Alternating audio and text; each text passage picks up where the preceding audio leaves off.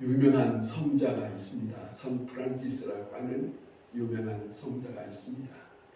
그분은 하루에 기도실에 들어가면 사흘 동안을 나오지 않고 기도실에서 그렇게 기도하는 분이라고 유명합니다.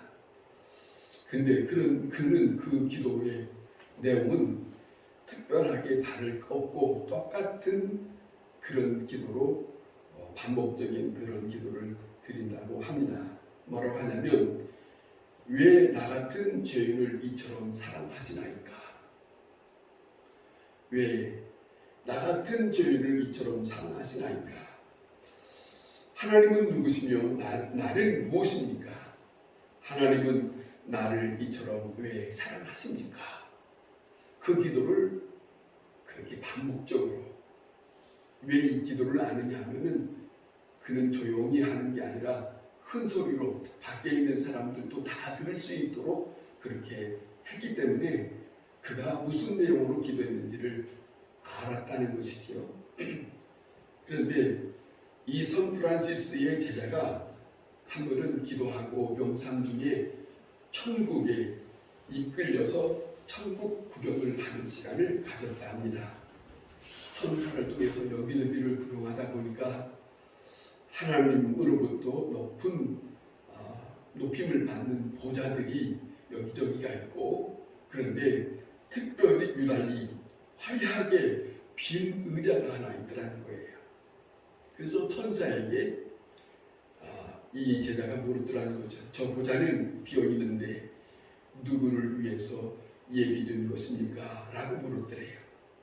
그랬더니 천사가 하는 말이, 당신이 섬기고 있는 세상에서 가장 겸손한 선 프란시스라고 하는 당신의 선생이 그곳에 앉을 자리다, 그러더라는 거예요.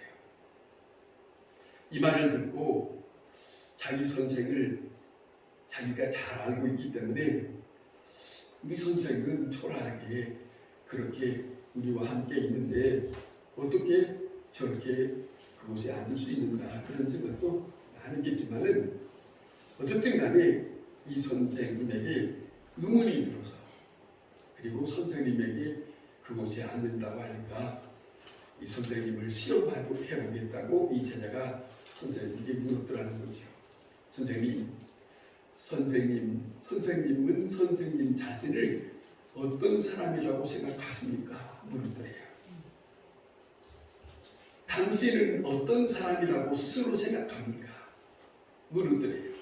그러더니 선생님이 대뜸 대답하시는 말이 뭐냐면, 나는 이 세상에서 제일로 악한 사람이라고 생각하네. 이 말을 들었던 이 제자가, 선생님 거짓말하지 마시오. 위선적입니다. 선생님, 이 세상에는 많은 악한 사람들이 많은데 어찌 선생님이 악한 사람이라고 스스로 말할 수 있습니까? 그렇게 물었더라는 거죠. 이 선 프란시스라고 하는 이분이 웃으면서 하는 말을 한번 들어보세요.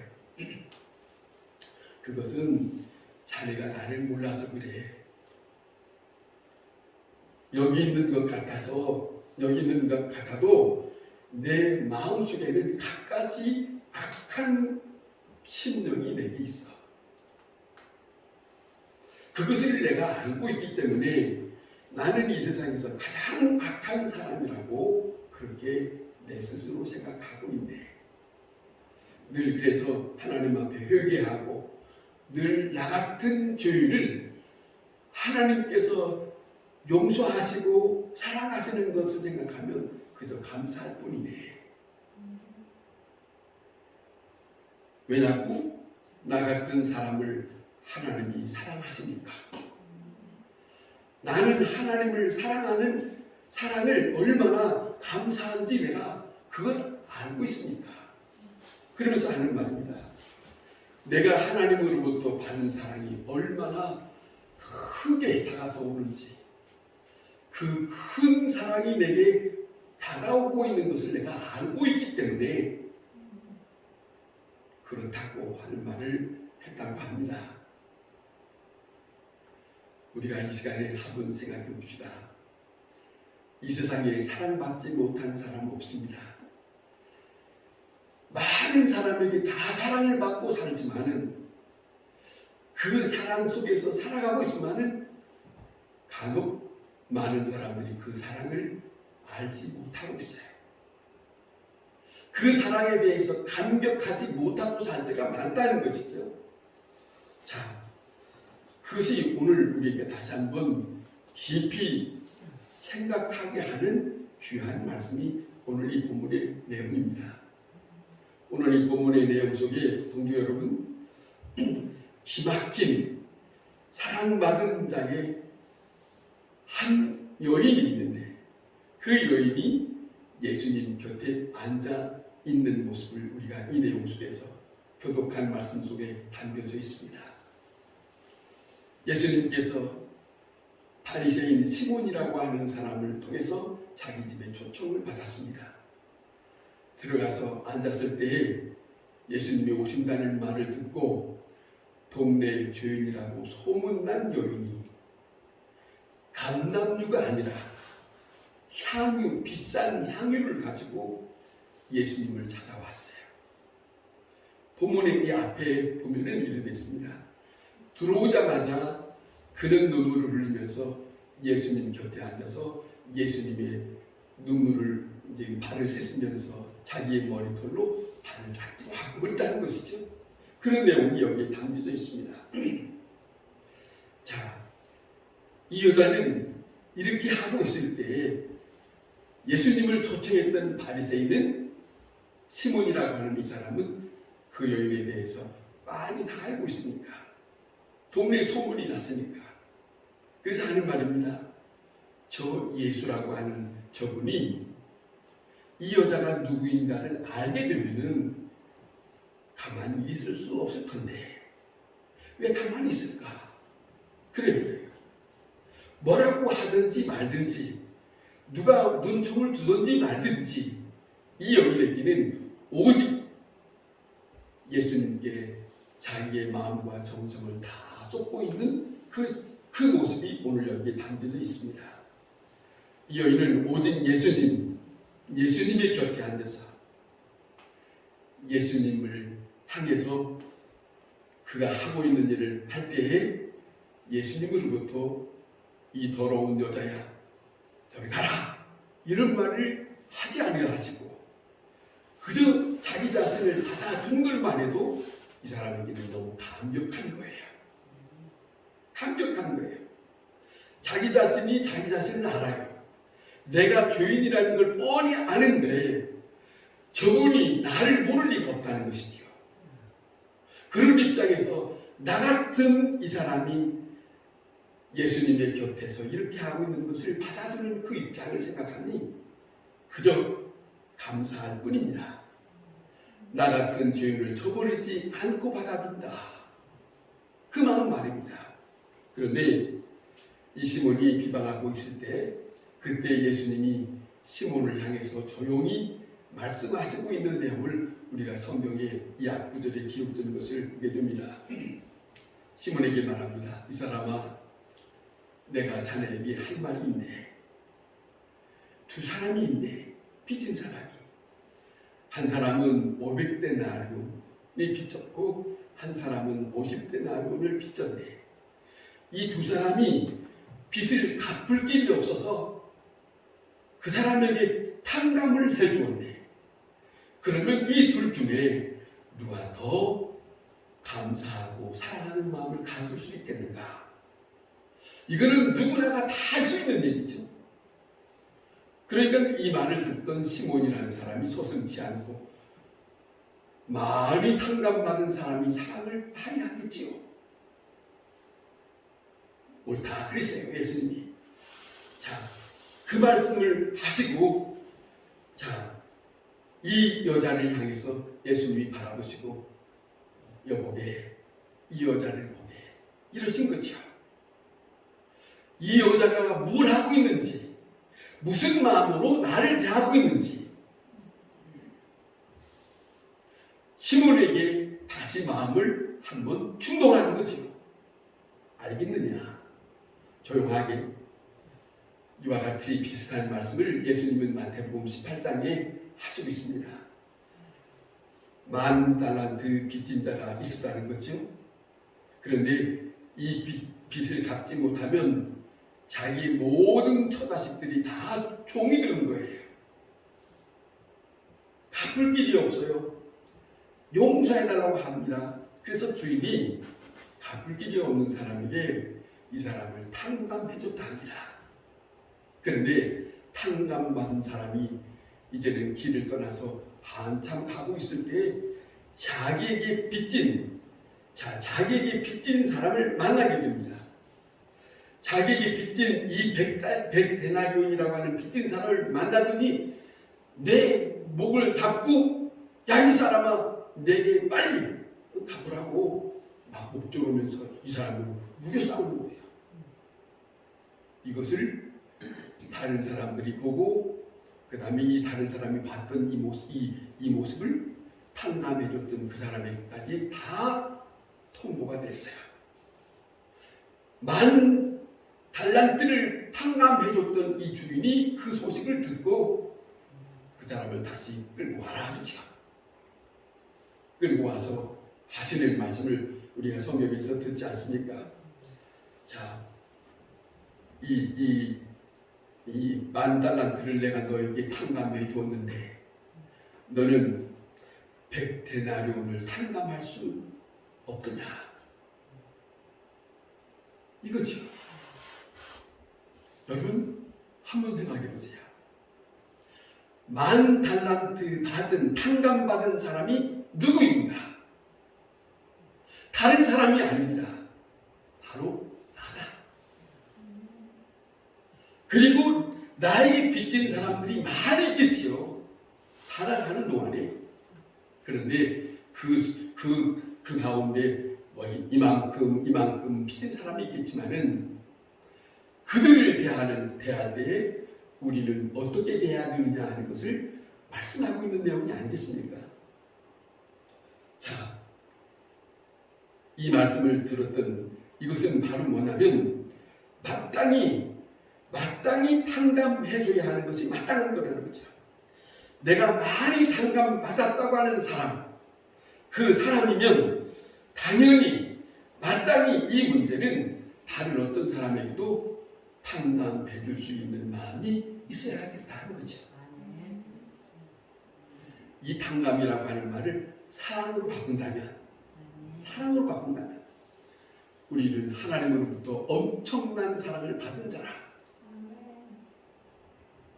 그런데 이 사람을 통해서 내게 빚진 사랑에 빚진 자들이 있는데, 자, 이거에 대한 비슷한 내용이죠.